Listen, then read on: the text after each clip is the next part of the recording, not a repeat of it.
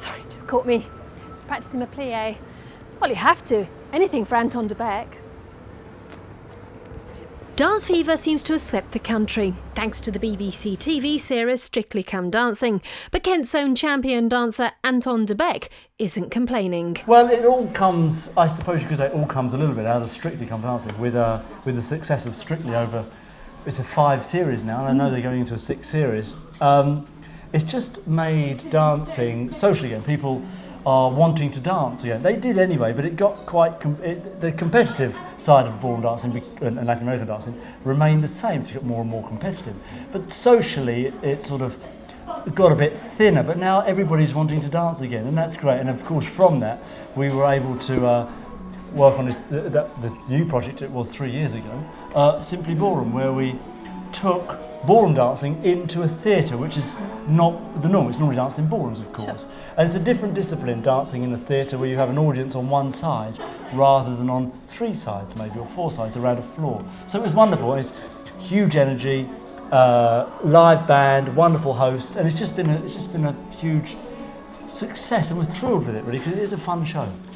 I talked quite a lot then. Did you see that? All in one breath. Very good, I don't think I took breath. I was very impressed. Thank you very much. Obviously, the idea when we think about theatre, and I suppose thanks to Strictly Come Dancing, as you've said, the audience almost expects more, though, don't they? You're almost like, as an audience, we've seen it glamorised on the television, and I think they've always got to get that spectacle. We're waiting to be, well, wooed, aren't we? Well, the thing about whenever you see ballroom dancing dance live at a high level, you are sort of amazed by the energy of it and the speed of which the dancers travel at. So it's seeing it on the telly is one thing, and of course you're dancing with a celebrity on Strictly, so you're not really, flying around the room. You're doing your best to survive a little bit sometimes. So when you see a couple of top class dancers dancing full out, it's a different experience. It's an incredible experience. The energy of that alone can sometimes be a bit breathtaking. It's a lovely thing. A different discipline as well, I guess, for you, is it? Well, it is, yes. It's a hugely different discipline, choreographing for a group as opposed to a couple. So obviously being used to dancing with just one person, with Erin, for example, and you're either being worked on or you're working with a couple, to suddenly work with a company, different discipline again. Very exciting.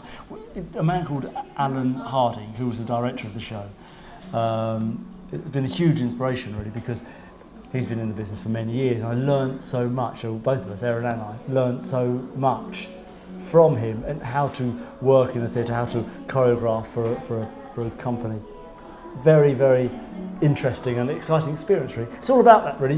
You want new experiences, you want to try new things and work with new people, and that's the joy of what we do. Interesting enough, you talk about learning process, and you sort of, I suppose, got the bug of dancing quite late on, did you, at 14? Yes, 13, 14, yes, quite late. Most people are giving up at that age. But I just walked into a room full of girls. I mean, look at this place. A dance studio, what do you see? Girls all over the place. Isn't it great? Foolish not to. Foolish not to, and a bit rude, if I'm honest.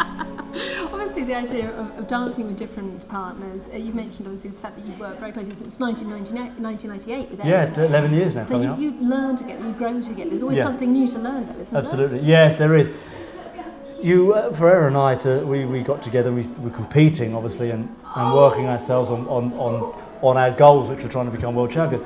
And it was when you've done that for one, other things come up, like working in a company. I've been lucky enough to dance with other girls as well. I just did something last year with a girl from the Royal Ballet, and we've got these wonderful girls in the studio who are working on something for next year. So it's my thing has always been, it's that Fred Astaire and Sid Charisse, Ginger Rogers, Leslie Caron, mixing genres. It's that fusion of dance styles coming together. That's what's always excited me.